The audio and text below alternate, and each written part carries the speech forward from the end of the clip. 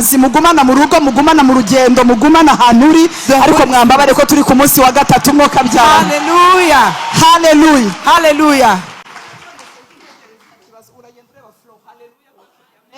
Twaro turigarana riri najya bona nagiye azajya ntegereza Yesu ahabwa icyubahiro, ariko tugumane. Yesu ashimwe cyane. Glory to God. Umwuka wera twakiriye, The Spirit of God that we received, ni umwuka uturimo. He is within us. Asigaye abana natwe, And He dwells in us. asigaye ari muri twe, And He's within us. ari muri je, He's within me. ari muri je. He's within me. Yesu ashimwe cyane. Praise God. Niyo mpamvu ibi bintu Yesu yakoze, That's why the things Jesus did, yabishoyemo imbaraga He nyinshi. invested a lot. Hallelujah, hallelujah. Amen. Yabishoyemo imbaraga nyinshi He invested a lot. ku buryo ngomba kubirinda, That's why I have to protect it. kuko yabishoyemo imbaraga. Because He invested a lot. Ubundi ahantu yakoreye igikorwa cya reconciliation, abandi bajya mu mahoteli, ariko yagikoreye ku musaraba. He did reconciliation at the cross. Bibaza umuntu yakoze ibintu nk'ibyo. Imagine someone who did Abandi that. bahurira Marriott, ariko Yesu yahurije Imana n'abantu ku musaraba. Others meet in Ariko Marriott, navuze but He amen. connected the Father and the Ariko children. mwantabaye mukavuga ati ibintu bya Yesu nibyo bistari, ibindi birabesha. Amen. Hallelujah. Hallelujah. Ariko ni ibintu bikomeye cyane. It is so great. So ntabwo twakwemera ko ari umuntu wabifata for granted, We don't want to accept someone to take it for granted. kuko byatugizemo umumaro, Because it was useful to us. byaduhuje n'Imana, And it reconnected us to byadukuye God. kure biduhuza n'Imana. And it reconnected us to the Ntabwo Father. wavuga Pentecote You cannot mention Pentecost utavuze Pasika, without talking about kuko Passover. Pasika Because Passover, niho Yesu that's when Jesus yamwarije babandi bose, put to shame those who are there arabahemura ku mugaragaro. and ashamed them in Ariko public. abantu he ashamed the devil He ashamed the devil openly ku musaraba.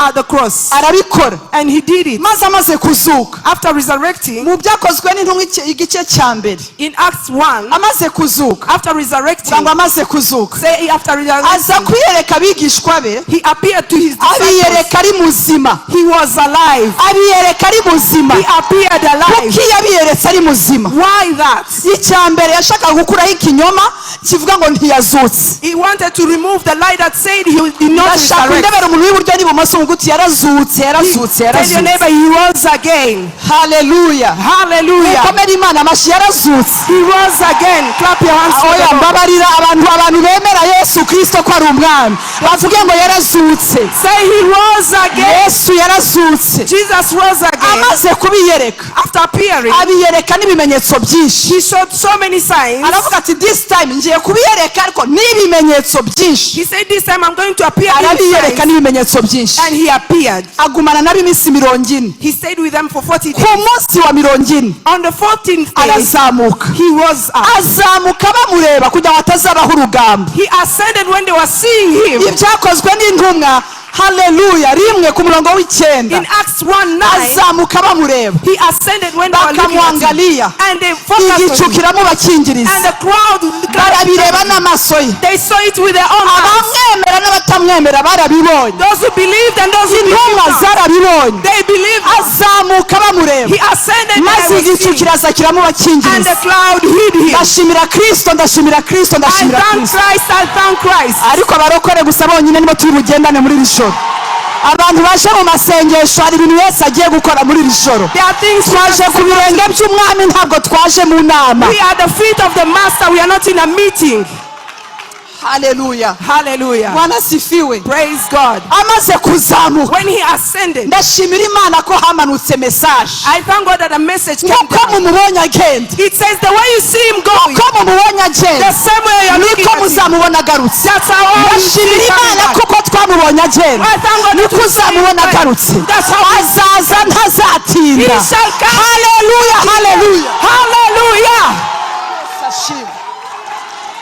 Bibiri iratubwira ngo The Bible says umukwe n'umugeni, the bride and the groom, umukwe n'umugeni, the groom and the ngo bride, bose baravuga ngo they all say, ngwino. come. umukwe n'umugeni The groom and the bride, baravuga they are saying, umwuka n'umugeni sorry the spirit is vuga ngo umwuka n'umugeni the spirit and the bride. ndashaka undebera umuntu mwicanye ngo umwuka n'umugeni baravuga ngo The Holy Spirit and the bride are saying at once, ngwino come. umugeni The bride, nta mwuka without the spirit, ntabwo azabwira yesu ngo garuka shall not tell Jesus to come back. dukeneye umwuka wera You need the Holy Spirit kugira ngo tubashe kuvuga ngo for us to say, ngwino come back.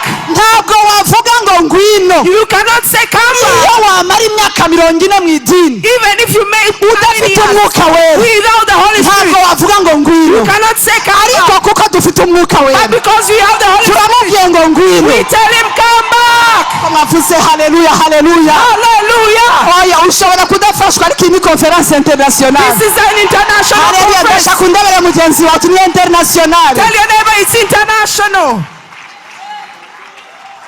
bwana sifiwe sana Praise God. birashoboka kuri kundebera mbivugira hano You may see me ariko hari saying n'igihe it. uzambona ndi kubivugira na Palestine There is a day you will see me saying Pakistan it in Pakistan Palestine. hari In igihe uzabona Pakistan. There are days you will haleluya see turiho turabwira ngo when we will be saying umwuka n'umugeni the bride and the Holy Spirit. baravuga ngo ngwino They are saying come back. tuzabibwira abarabu We will go to the Arabs. tuzabibwira abirabura We will tell to the black. tuzabibwira abazungu We will tell it to the west. tuzavuga ngo ngwino And shall say come back. mwavuze amina Say abarokore amen. bonyine nibo bonyine bakeneye ibihe The believers. niwite ku muntu wumye are the niba only ones. wicaranye n'umuntu wumye you bagushakire are ngwino seated wicare here. ku itapi niba wicaranye n'umuntu wumye If you are seated ariko here, mwavuze dry haleluya person, ndashaka come to the kumva carpet. haleluya muri iri I teraniro want to see hallelujah. ariko mana we Hallelujah. mwicara abarokore You may be seated.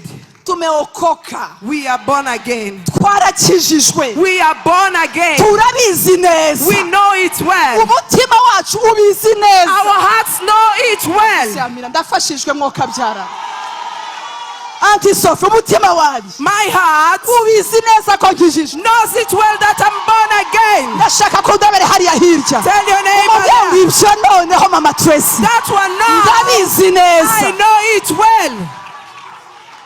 my soul knows it very well Umutima wanjye ubizi aya ni neza. amagambo dawidi yavuze my soul knows it very well Those are the words of David that says umutima wanjye ubizi iri neza. joro ni ry'abantu bagiye gufata icyemezo cyo kubimenya neza This is a night of deciding to know it well. umuririmbyi yaravuze ngo kubimenya nibwo buzima The singer says to know it, it is life to me. amen Amen. nubimenya neza ntabwo uzongera gukangwa If you know ntabwo it, uzongera kugenda wikandagira You shall not ntabwo be uzongera intimidated. kugenda ugifite ipfunwe you shall not go with oppression. uzagenda nk'umuntu ubizi You neza will walk as someone who uzasenga knows it. udatinya You will pray. bwana sifiwe Hallelujah. dufite umugisha We are so blessed ko turi ahantu dufite freedom of worship that we are in a place where we have freedom of worship. yes ndashaka kubwire mugenzi wawe niba utari ubizi mu Rwanda dufite freedom of worship If you didn't know, in Rwanda we have freedom of worship. muzabeshe ibindi You can lie about other haleluya things. maze imyaka nkora muri iki gihugu freedom of worship irahari There is freedom of worship in this country. haleluya ntabwo ndigera mbona umuntu umbaza ngo kuki wagiye guhanura uriya oya I've never had someone questioning ariko why niba I'm uri bandi prophesying. bazagufata But if you are bandit, they will catch you. ariko niba uhanura uko wategetswe nta kibazo But if you are commanded mureke to do tuvuge it, imana it's rero okay. mureke tuvuge imana Let's speak about God. ndebera umuntu wicaye iruhande rwawe umubwire ngo wuzure umwuka wera neza nta muntu uri bugufate By the Holy Spirit, nobody will get hold of you. mubwire ngo wuzure neza nta bwoba Be filled by the Holy Spirit without fear. ndashaka urebe mugenzi wawe uti ugubwe neza muri Yesu Kristo Be well in amahoro Christ. Yesu atanga kugereho May the peace of Christ ibyishimo come Yesu upon you. atanga bikugereho May all the joy come upon you. haleluya Hallelujah. iri ni ijoro Today is a night. umuririmbyi yaravuze ngo buri wese mu itorero rye The singer says, whoever is in his church, abo wejejwe muri caci ye be pure and righteous in your abo church. wejejwe muri caci ye Be pure in your ndashaka church. undebera mugenzi wato in my church Tell your neighbor, mu itorero ryanjye.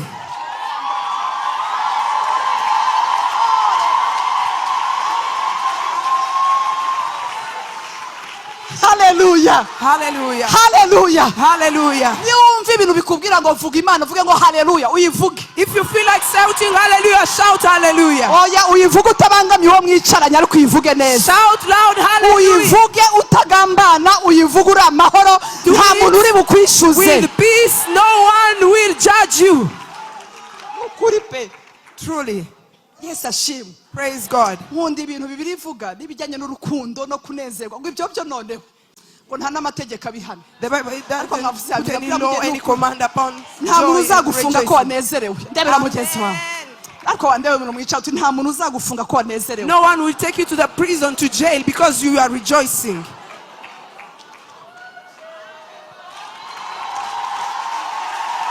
Babarugire ngo urera man, urera man, Say, urera you are man. holy, you are holy, you are holy, Lord. Asante Yesu. Thank you, Lord. Hallelujah. Amen. Niyo mpamvu nikundira abanyamurenge bavuga ibi barimwe ati Imana uza wera nkifu. Ariko mwavuze ariko haleluya. Amina. Amen. Hari n'umumama umwe tante w'umugabo wanjye yigeze gusenga n'umumama wabaye kuri Goma igihe kinini akasema Mungu ungekuwa unakula kabugali ningekusongea baba. Ariko mwavuze amina cyane ariko mana we ungekuwa unakula kataka mbuzi ningekutafutia kambuzi Mungu wangu. Ungekuwa unakula kata sombe ningekufanya kasombe unafurahi baba yangu. Ariko mwavuze ko tujye kujya muri 7 days of worship. We are about to have 7 days of worship. Yes, well. Ariko bad. Yes, ashim. Icyo nkundira Bibiliya. What I love most about the Bible, Irimo diplomacy. it has diplomacy. Abadiplomate barimo. The diplomats are in. Inzego za leta zirimo. The levels of government are there. Za revenue authority. The revenue authority is there. Abafunga abantu bari hano. Those who put people in jail, they are there. Biramugeza ngo byemewe n'amategeko. It's accepted by law. Vuga ngo biri mwaha. It is included in the Ibyo Bible. kurongorana biri mwaha. To get married, it's in the Bible. Ibyo guterana imitoma ariko mwavuze rero. The- Nababare mukavuga amina It's in cyane. the Bible. Niko bimeze mama Tracy. That's how it is. Ibyo kurya healthy food. Healthy food is included too. Yes, ibijyanye n'imyambare na sape ubanza ugasapa mu mutima ugatuko ariko mwambabare bene. And to be well dressed is also included in the Bible. Ibijyanye n'abatasi. And spies. Abatasi barimo hano. Spies are included there. Utasema nini? Hano birimo. It is all included. So reka tugendane nabyo neza rero. So let's walk in it well. Ndanezerewe. So happy. Yes, aba umukwe umuka n'umugeni. The Holy Spirit and the bride. Ndashimira Imana. I thank God. Yeah, mfite sessions nzatanga zivuga ngo my bride, my pride. There are sessions I will give that says my bride, my pride. Muzambabarire mbibabwireho. You will give me time to teach My about bride, it. my pride. My bride, my pride. Niba hari ikintu cyatuma Yesu amanuka hano uko hari umugeni. The reason why Jesus will come back, it's because there's the bride. The bride. Itorero Pastor Bernard ritarimo umugeni wa Kristo. A church that doesn't have the bride of Christ Ntabwo ari itorero kwanza. is not a church. Yitwa itorero It's called a church kuko ririmo umugeni. because it has a bride in it. Haleluya kuko ari Kristo warikoye. And Christ has paid the Kandi price. yatanze avance sha ariko mwambabarire And he paid the dowry. ndashaka kubwira haleluya. Hallelujah. Nibande bashaka kumenya avance Yesu yatanze. How many wants to know that? Ndashaka That paid? kubareba abashaka kuyimenya. How many Bibiliya wants ivuga ngo to know? even the Holy Spirit is our guarantor. Umwuka wera niwe chungu yacu. Mugenzi ngo hari garanti ko azaza.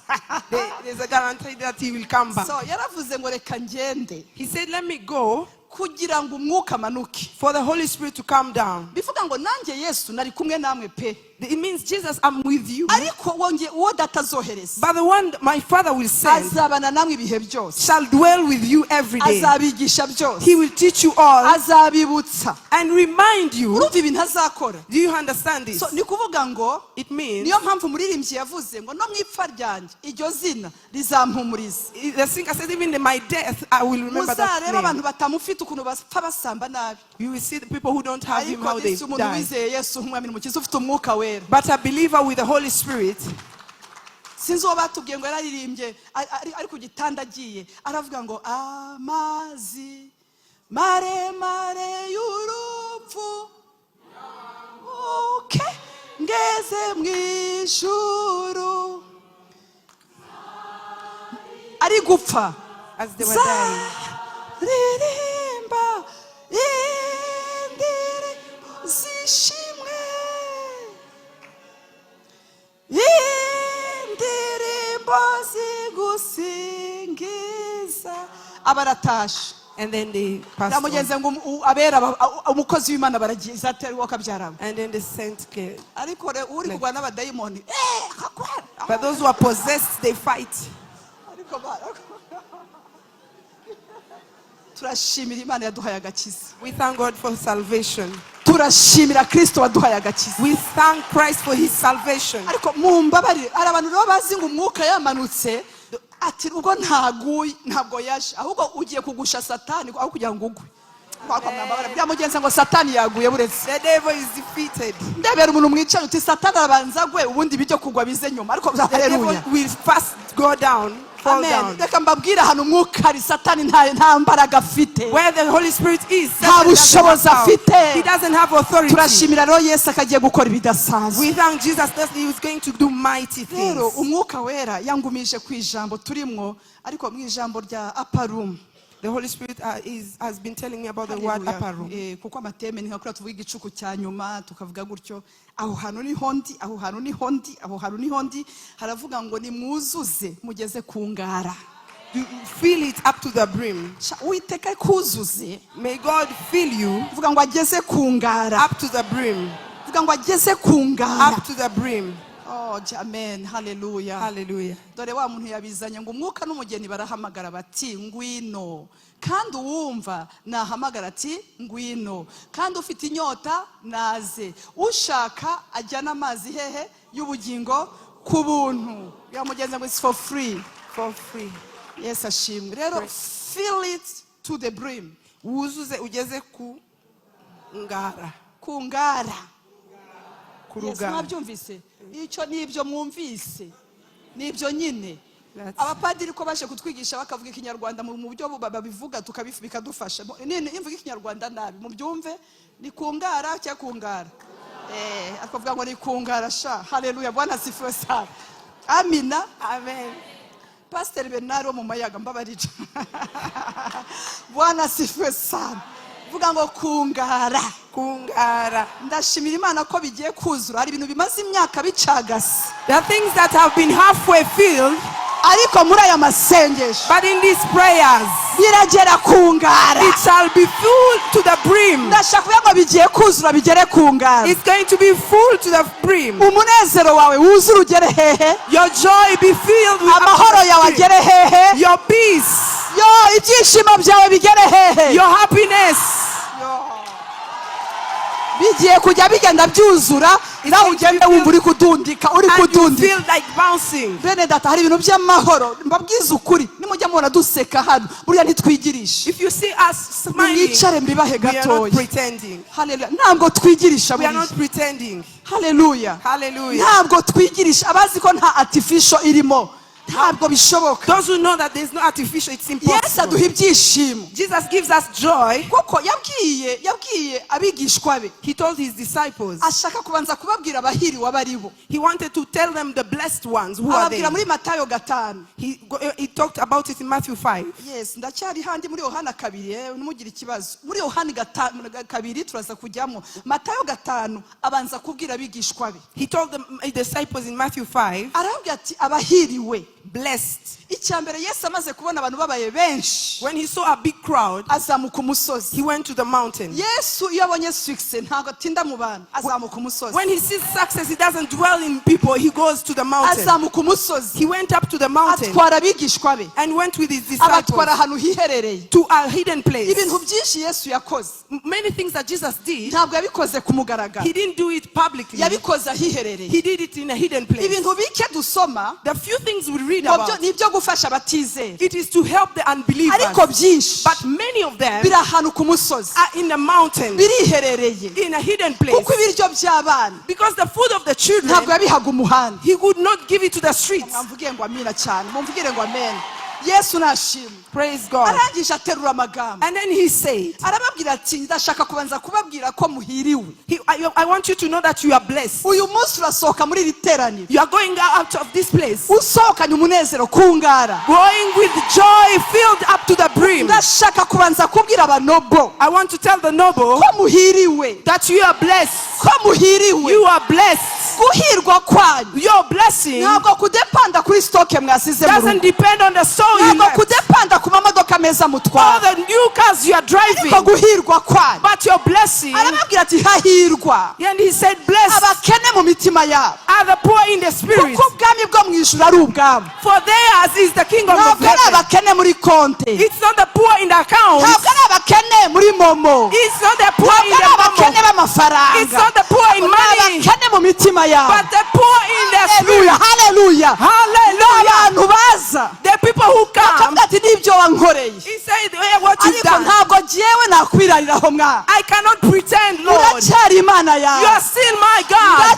Ndacyagukeneye. I still need you. Ndakwifuza. I need you. Hahirwa abakene mu mitima yawe. Blessed are the poor in Kuko the ubwami spirit. bwo mu ijuru. For theirs is the Arugabo. kingdom of heaven. Atararangiza. And then Arababwira ati hahirwa abashavura. and he said, blessed are those who mourn, Kuko aribo bazahozwa. for they will be comforted. Gushavura To mourn ntabwo bituruka doesn't come kuko wabuze ibifatitse. because you don't have the Kuko tangible, bagututse. or because they abused Kuko you, abantu bakwanze. or people rejected you. Ushobora gushavura. You can be mourning, Ufite byose. having everything, Kubera ko abantu bavuye ku Mana. but because God, they've left God. Kuko abantu bigeze gushaka Imana bakaba barayivuyeho. Because some people found Abo God bantu and left him. ushobora gushavura. You can mourn because of Ushobora that. kugira urugo rwiza. You can have a good Ariko marriage, ugashavura ku bwa divorce. but mourn because of Ziriho divorce ziraba hanze. that are happening Kandi outside. urugo rwawe ari rwiza. Yet your marriage is good.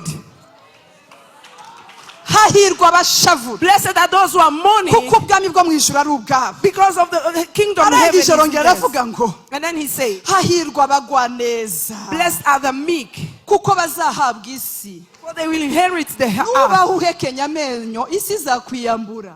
If Ibintu byo kuza wigize umurakare watwiraseho gwa neza. be well, be meek. Murambabarira. Hahirwa abagwa neza. Blessed are the meek, Kuko bazaragwa isi. for they will inherit the earth. Amen. Abantu biyemera. Those who are Abantu proud, bafite mukushi. those who have bitterness, Abantu bareba ngo those who can despise isi others, irabacika. the earth can Ariko reject tugwa them. neza. But to be meek, Abantu bakaturangira akazi. and people give us Tugwa jobs. neza. Be meek, Abantu bakatwerekaho umugisha wacu. and the people show you where your Ndashaka blessing. undebere mugenzi wawe. Tell your neighbor, Ubwire ngo hahirwa abagwa neza. blessed are the meek.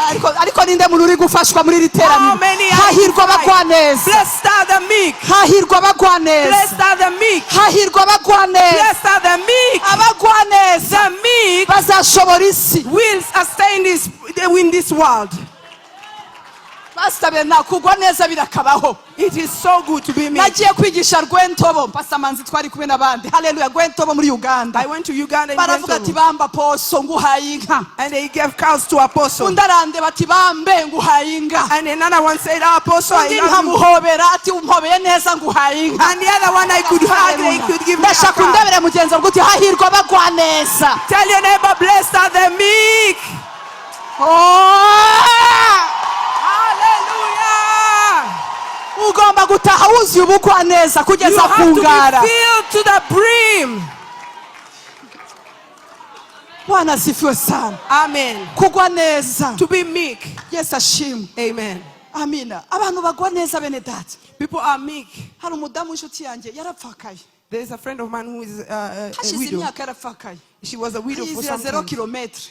And then came someone, 0 kilometre mwiza shahu pastor. a very handsome man, Mwiza koko. a very handsome man. Ariko yabenza abakobwa gusaba imishiha yikundira uwo mupfakazi mukuru ume ugwa neza. That man had rejected other young girls and loved that widow woman. Namvugiye haleluya mwoka byara mwe. Hallelujah. Hari abantu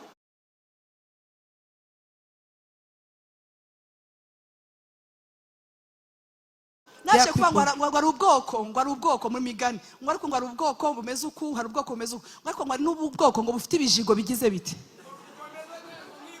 ngo waba ufite ibijigo bimeze nk'ibyuma uhora ubona bahekenya amenyo kibaza bose yabaye iki uyu muntu byagenze gute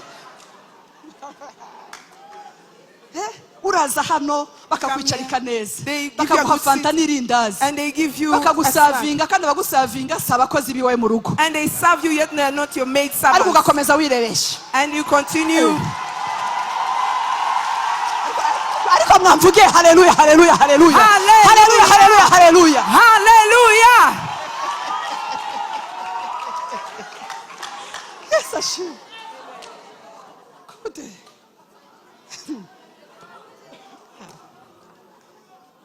Arongera aravuga mwumvise abazaragwa isi So those who will inherit the earth. mwumvise no muri Zaburi 110 na kangahe na 6:15 cyangwa 115:16 haravuga ngo isi yayihaye abantu. In the word of God in Psalms it says he has given the earth to Ariko people. ijuru ni ry'Uwiteka. But the heaven is for the Lord. Hari abantu rero bazi ngo nabanyamwuka ngo barategeka ibintu bikaba akagenda yasuzuguye abo mu isi akagira ngo bazabi There are those who think they are isi spiritual yayihaye in iki? spies. But the earth was given to human beings. Tugomba kumenya uko tuvaloriza abantu. We need to know how to value people. Sino uzaba muri isi nta biraka ube muri isi ufite amasezerano ibintu byanjye. Otherwise you will fail in the world, fail in this earth. Uwo wasuzuguye usange se wabo ni wari kuguha akazi. Or you despise someone yet they are the ones who Cyangwa were usange se wabo ni wari giving you a kukubera job. sobukwe. Or maybe they were going to be your in-laws. Ariko man Yes ashimwe. Amen. Arangije arongera aravuga ati And then he said again, hahirwa abafite inzara n'inyota byo gukiranuka blessed are those who hunger and thirst for kuko righteousness, nibo bazahazwa. for they will be filled. Abantu badafite inzara n'inyota yo gukiranuka People who don't have hunger and thirst for ikintu righteousness, kibaranga ntibahaga they are not satisfied. ntibahaga They are not filled. kibaza niki gituma adahaga And you wonder why. nuko adakiranuka It's because they are not nuko nta righteous. nzara yabyo. There is no hunger for nkunda that. ko Yesu atavuze ngo hahirwa abakiranutsi I love that yaravuze he ngo didn't hahirwa abafite inzara n'inyota byo gukiranuka. Niba utaranabasha gukiranuka basigirira inzara If you are not righteous, at least have that hunger for ndabera righteousness. mugenzi utubasigira inzara Have basi hunger for gira inzara righteousness. basi tumenye ko ubishaka. Have it so we know that you are also searching Hallelujah. it. Murabyumva? Iyo ufite inzara When you have hunger, ibyo bintu ugera ukabibona. you reach to that. Gloire à Dieu. Glory be to God. Amen. Abo nibo bazahazwa. Those are the ones who will be filled. Umuntu arahaga pe And someone can be filled. ukanyurwa And you are content. icyakora Otherwise, kubaha Imana To- iyo bifatanyije no kugira umutima unyuzwe With a contented bibyara heart. inyungu nyinshi. it brings profit. Haleluya. Umuntu arahazwa You can be filled umuntu akagubwa neza and be satisfied. umuntu akavuga ngo Mana warakoze And you say, God, ku thank you. bijumba agashima And you thank God. hale kuri moto agashima On your motorbike, you igihe thank ari God. sezo y'amaguru ati Mana ndagushimiye ko amaguru agikora And even in season when you have to ariko walk, you thank God. nzagushakana umwete. But I shall seek you diligently. Haleluya. Bwana sifiwe sana. Praise God. Amen. Amen. Amen. Hari abantu benshi bavuye mu muhamagaro kubera ishari So many people, ariko rituruka musagira inyota yo gukiranuka. because of jealousy, Ukabona mugenzi wawe yabonye imodoka ya 0 km muri ubu rusengero rumwe wowe wabona ikuze ngo ntushime iyo wabonye nudashima ntabwo Imana izaguhindi. if you don't rejoice or be content, God shall not give you more. Haleluya. Ugasanga urakompara ibintu And you compare things. ngo abandi twarasenganye ngo bari Nyarutarama ngo ariko jewe ngo Mana ngo ntuye mu mwobo And uwo you mwobo ntabwo complain. wari ufite kera nta wari ufite kera uwo mwobo ariko kuko udashima ngo kuki uriya kuki ukompara abantu uriya ntabwo mwahamagaranywe kimwe. Why do you compare yourself to others? You were not called like them. Uriya ari mu gihe cye mwubahire sezon ye. They have their season. Ariko sezon yawe ntutangire kuvuga ngo buretse ndaje mbahirike ngo mbakureho yo Imana ntabwo ifite gahunda yo guhirika yakugira neza idahiritse abandi. God can bless you and bless ndashaka kugira others neza at the ndashaka same kumva. time. Hallelujah. Ntabwo buji yakije indi bituma indi zima. A candle that lights another one does not take Ntabwo bishoboka. off. It's impossible. Haleluya. Ndabakunda mwe ukabyaramo. Hallelujah. Haleluya. Vuga ngo guhazwa. To be filled. Uwiteka agiye kuduhaza muri aya God is masengesho. about to fill us Agiye with prayers. kuduhaza bigere ku ngara. And he will fill us to the brim. Haleluya. Haleluya. Amen. Ndafashijwe. Tinyi wowe wigisha nawe ukumva uri gufashwa. Muri gufashwa ra? Ngira mugenze ngo uyu munsi abadayimoni urabemeza. Urabemeza to uraza kubemeza. Haleluya. Yesu avuga abahiriwe And he spoke about the blessed. arangije ageraho aravuga ngo hahirwa abanyambabazi kuko aribo bazazigirirwa. Dusigaye dufite abantu bari mu nzu y'Imana bita abana b'Imana ariko ubona ntawe uzi ibyo ari byo. Babona abantu bafite imbabazi ngo bashaka kwiyereka ku bantu ngo bashaka gukora ibintu byo kwiyerekana. Muri iki gihe ninde wakwiyerekana yikuraho miliyoni? Ariko mwana bayo ariko mwafise For they will be shown mercy. ariko wandebe ngo mwicaranye. Tell your neighbor. Mubwira ngo mwebwe turazi ega nkabwe tuhasoma. Ikindi nibyo tutize dusengana n'ababyize. Ntabwo ndi umu economist ariko mbana n'aba economist. Nza ahantu isi igeze, nza ahantu ifaranga rigeze, banange ifaranga. Ariko ndebe mugenzi uti babivuga gute mu kigande ngo ryabura isente zagira zite? Birabuza ngo sente zabura. Noneho rero ariko wajya kwimurika. Ngo bajya gutanga ngo muri build and prosper biyerekana. Ni igihe cyo kwiyerekana. Ndabera mugeze. Hahirwa Blessed abanyembabazi are the merciful, nibo bonyine bazazigirirwa. for they will be shown mercy. Imana igiye kukwereka imbabazi zayo. God is going to show his mercy to you. Wamvugiye ngo ku kwezi kutararangira Imana igiye kunyereka imbabazi. Before the end of this month, God is going to show Imana his yeretse mercy. imbabazi urugo rwawe. Mercy upon Imana my yeretse marriage, imbabazi abana bawe. upon my Imana children, yeretse imbabazi umuryango wawe. upon my family. Imana yerekanye imbabazi wawe. He's showing his mercy. Ndashaka kuvuga ngo imbabazi ziraje. Mercies are coming. Hallelujah. Ugiye kubona imbabazi You are z'Imana. going to see the mercy Niyo of mpamvu God. Dawidi yavuze ngo surely. That's why David said, Surely. Nukuri. Nukuri. Inasani. Hallelujah.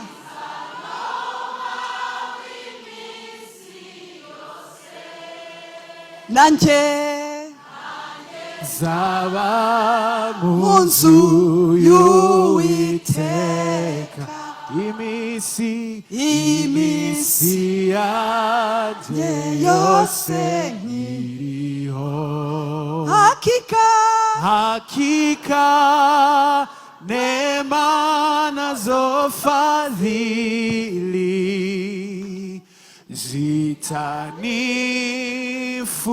zitanifuata mimi,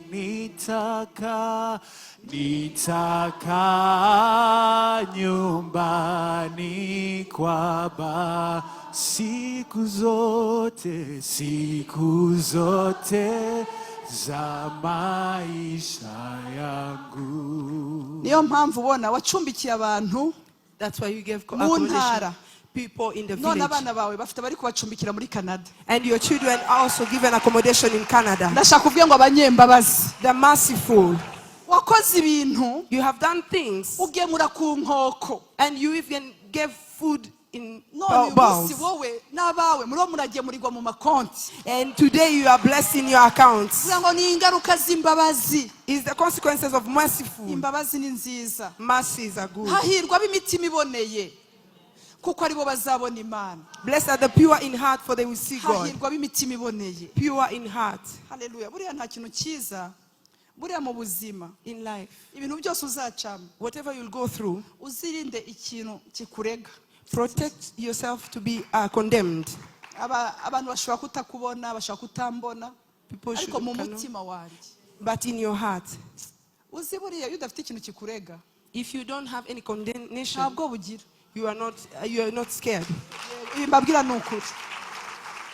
Ni bande bari kumva ibyo mvuga? How many understand Iyo this? udafite ikintu kikurega, If you have no condemnation, nubwo isi yose yaguhagurukira, even if all the people stand against ngiye you, kubibabwiza ukuri uranesha. truly you would prevail.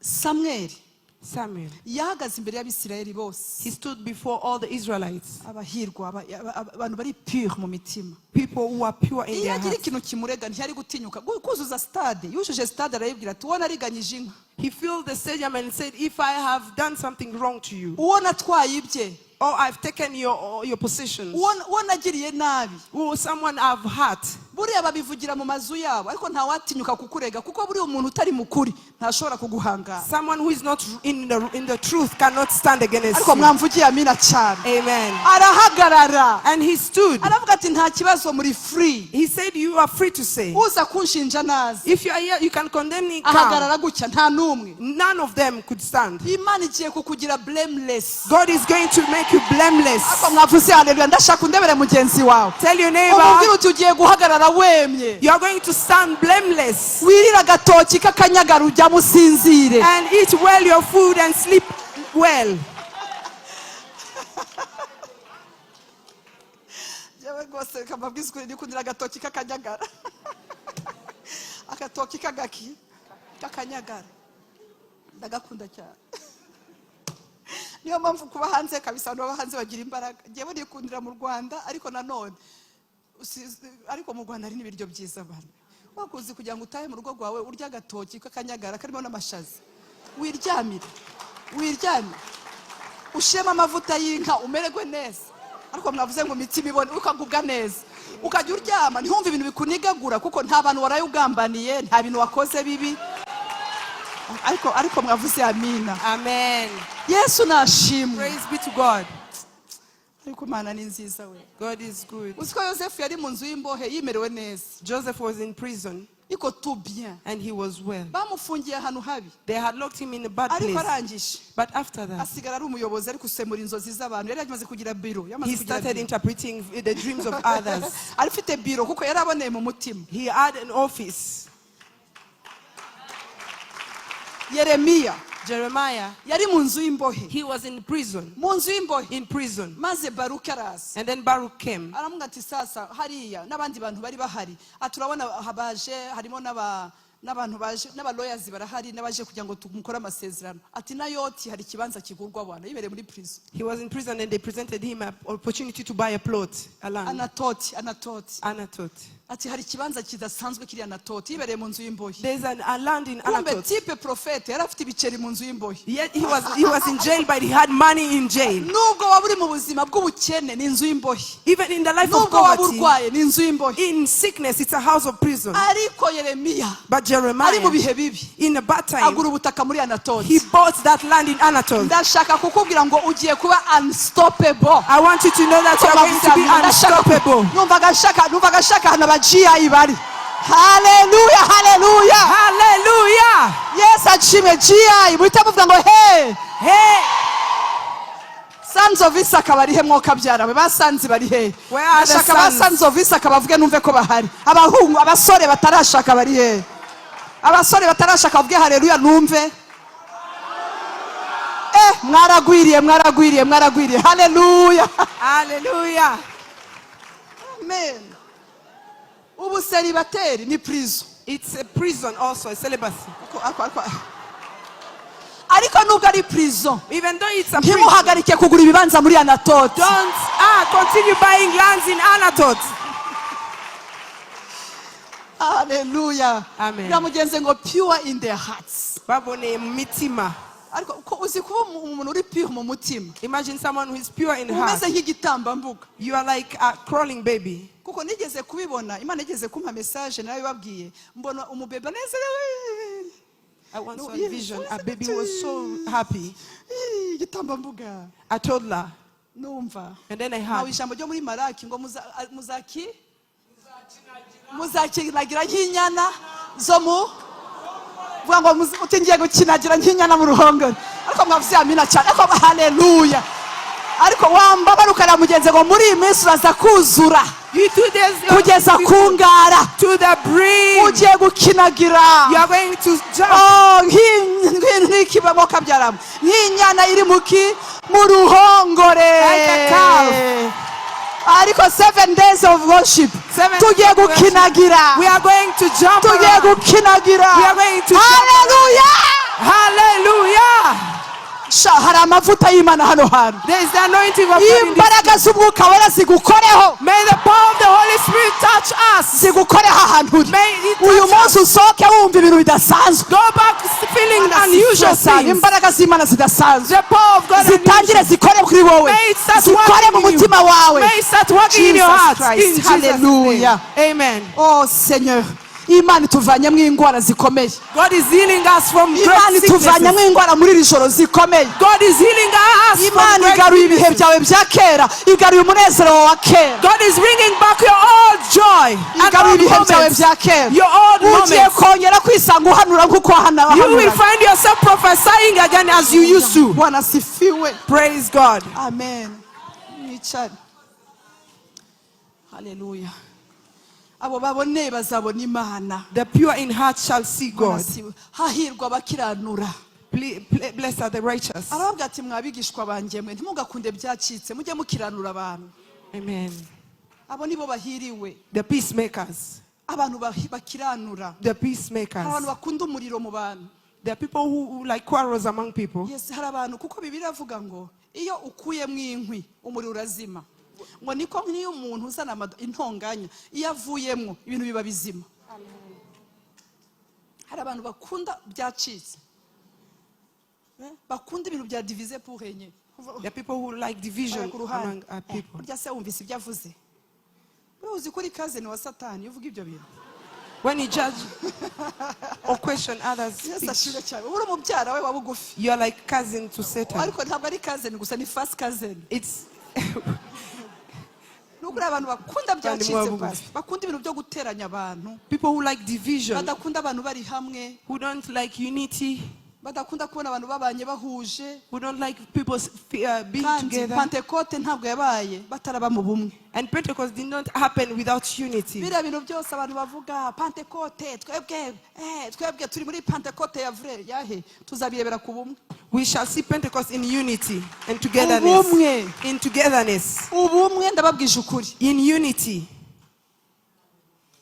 Ibi mbabwira ni ukuri mundebe ntacyo. Ubumwe. Unity. Gukiranura. Peacemakers. Hahirwa abantu bakiranura kuko aribo bazitwa abana b'Imana. Blessed are the peacemakers, for they will be called children of God. Ndashaka kuvuga ngo ndi umwana w'Imana. Say, I'm a child of God. Hahirwa abantu bakiranura. Blessed are the peacemakers. Departe murimo ugomba gukiranura. In the department you are in, you should be a peacemaker. Ugomba kwirinda shwi. You should avoid gossip. Ko mucecetse murayigira. Yes, ashimwe. Mugomba kwirinda ibyo bintu. Avoid such things. Ndashaka kubabwira ngo nta nubwo turi dusa muri Kristo nta munsi n'umwe tuzaba duteye kimwe. We shall never be the same. Nta nubwo twumva ibintu kimwe. And we cannot understand things the same Niyo way. mpamvu ufite brain yawe nkagira iyanjye. That's why you have your own brain, I have mine. Ntabwo mbega niko bimeze. That's how it is. Uko ndeba mpengamye niko nanjye nakureba uhengamye. The same way you see me bending is the same way I can see you like Ariko bending. ikintu dukeneye ni ubworoherane. But one thing we need is to bear each Guhurira ku other musaraba. and to be to the cross. Come to the Nugushaka cross. kumenya apana urebe icyo umuntu yavuze urebe nyuma y'icyo yavuze icyo yashakaga. Try to understand what they wanted to mean. Umurimbyi yaravuze ngo mu byo ukora byose wihutiraho. Urabyumva? Kuko uhutiyeho kurandura umuntu kubera ibintu yavuze wazarandura bose. Ugomba kureba yaragambiriye iki. Uzasanga muri babiri bavuze bimwe batagambiraga bimwe. You may hear two people saying the same thing but not meaning the same thing. Hari uwavutse kuko hari umuntu muri inyuma wamucometse. Someone can say because Hari abantu batagira strong personality. there are people who don't have strong personality, Bayoborwa n'abandi. who are led by others, Batayoborwa n'umwuka wera bien sûr. not by the Holy Spirit. Bafite abantu babatelekomanda gutya. There are people who are remotely command Vuga them. ngo ndakwanga. Agahitaza ndakwanga. Say you hate them and then they come say I hate you. Ariko murahari cyo ntago muhari. Turara ha turi mu masengesho dutinde gato. Oya humura turataha. Yesu ahabwa icyubahiro. Bwana sifiwe. Hari umuntu babwira twemeranye kumwanga.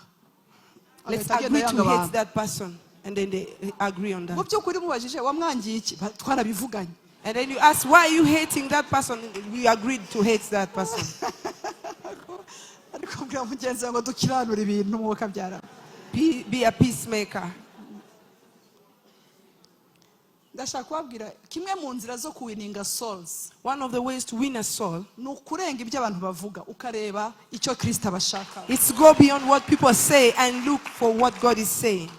Hahirwa abakiranura kuko aribo bazitwa abana b'Imana. Blessed are the peacemakers, for they will be called children of God. Hahirwa abarenganirijwe aka kantu we aka kanitoro g'iki gihe abarenganyirijwe gukiranuka barahirwa. Abarenganyijwe kubera kugira gute Gukiranuka. kuko ubwami bwo mu ijuru ari ubwo. Mbabarira nkubwire Let me tell you. kurengana. To be persecuted.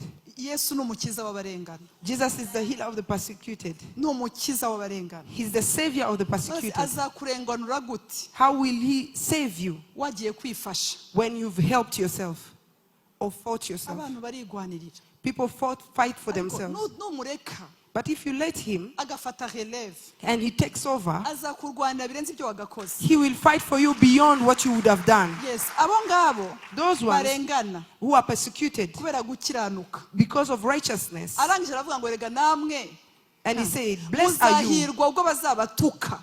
when people insult you. Ni bande bajya bahirwa iyo babatutse? How many are blessed when they insult them? Amen. Ijoro mwana we mwuka uri amanutse. Vuga ngo nibagutuka uzahirwa. If you're Ubwo insulted, you'll be blessed. bazabatuka bakabarenganya And persecute you bakababeshera. and falsely say Ntabwo babesha ibintu byoroshe, bakababeshera ibibi byinshi babampora. all kinds of evil against you. Mana we barabesha. They falsely say Kera muri za 99 in the 99, nagurije umuntu 500,000 yari menshi. I lent someone Ni 500. nka miliyoni 5 z'iki gihe, right? It's like 5 million in this time. 99 ndabyibuka twarasenga nagwo muntu. It was in 1999. Urumva twarasengaga. Nari mfite n'icyumba cy'amasengesho nayoboraga kitwa Agape, burya nayoboye kera. Nari mfite I icyumba had a cy'amasengesho. prayer room that was called Agape. Cyari gikaze rero. It was a gikomeye. powerful prayer room. Twari tunabyemerewe gusengera mu rugo nta kibazo. And we were allowed to fellowship in houses, in Abantu homes, bakumi bose bagatugata aho mu makarti. in our neighborhoods. Yes, noneho Then Agape Agape, tukajya mu matora atandukanye ariko Agape niyo nayoboye mbere.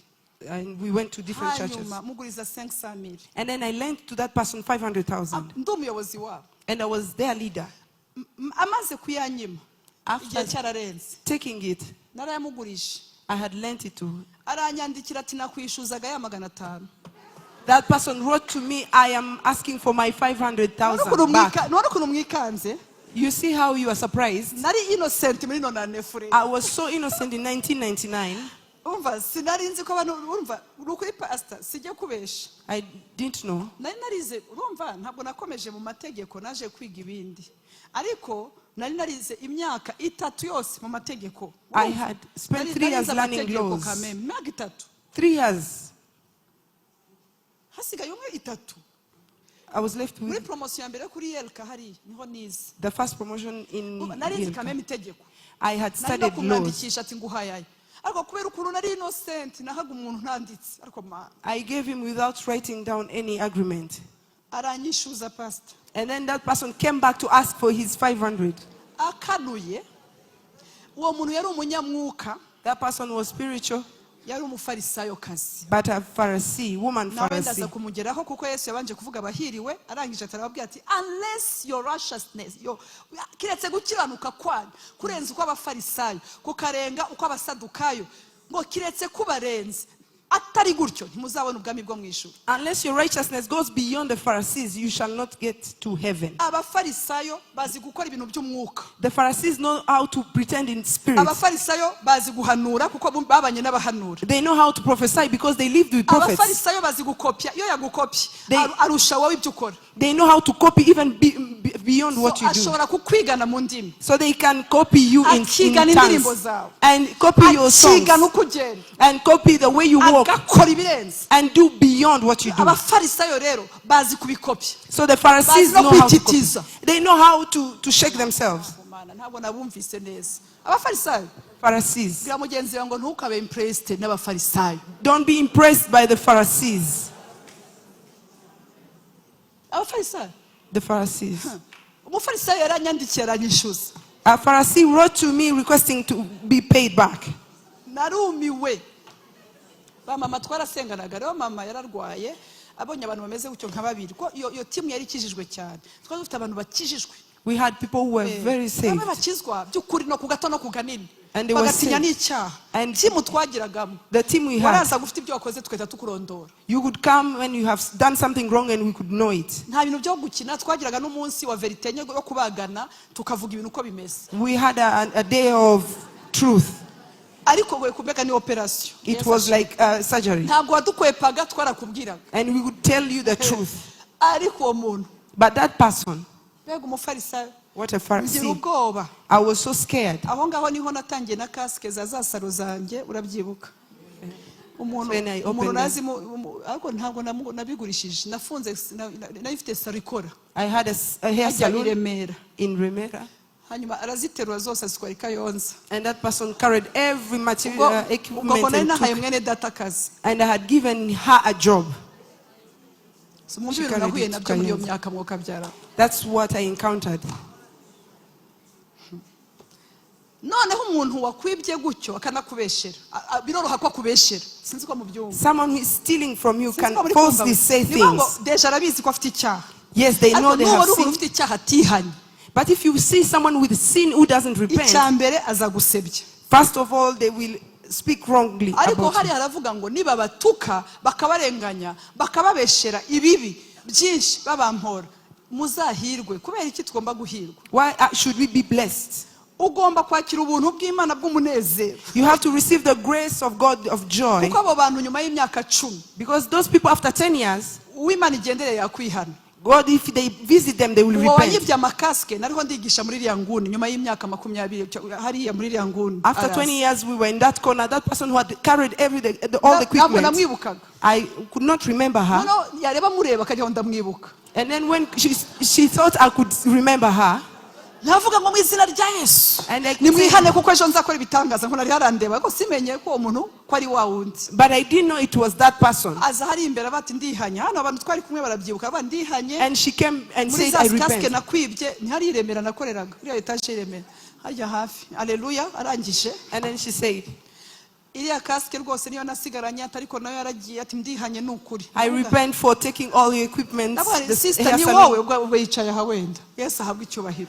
And then I said, Ndabona you are sister the one. Ni wowe. Is it you? Yo ndabona narakubabariye kera. And I said, I forgave you long time ago. Nari ntegereje kuzakubona. I was waiting for you to come. Nujya ugenda ujye wumva nta kibazo. Walk thinking and feeling okay. Ariko Yesu yabwiye wa muntu ngo ntuzongere. But Jesus told that person, don't do it again. Yes, so urumva ko tugomba gusaba ubuntu. We should pray for grace. Niba twaremeye kuba ingabo za Kristo tukemera tugomba gusaba nko kurenga. If you are an army of Christ, we should accept Reka accept nihute. persecution. Arangije arababwira ati rero mwe ntimuzi ko muri umucyo w'isi. Don't you know that you are the light of the world? Ntimuzi se ko muri umunyu. And you are the salt of the Ati earth. kandi umucyo wanyu ugomba kubonekera abantu bose. And your light should be shown to everybody. Ese mukunda amagambo Yesu yavuze cyangwa ntabwo Do you love muyakunda? the word of Jesus? Arangije Then he said, agera ahantu arababwira ati ariko gukiranuka kwanyu and he said, your righteousness, n'iyi siransi iramfashije gukiranuka kwanyu your righteousness, ni kutarenga kuri 20 on verse 20. kandi ndababwira yuko gukiranuka kwanyu ni kutaruta ndacyari hahandi kuzura kugeza ku ngara ni kutaruta uko abafarisayo n'abanditsi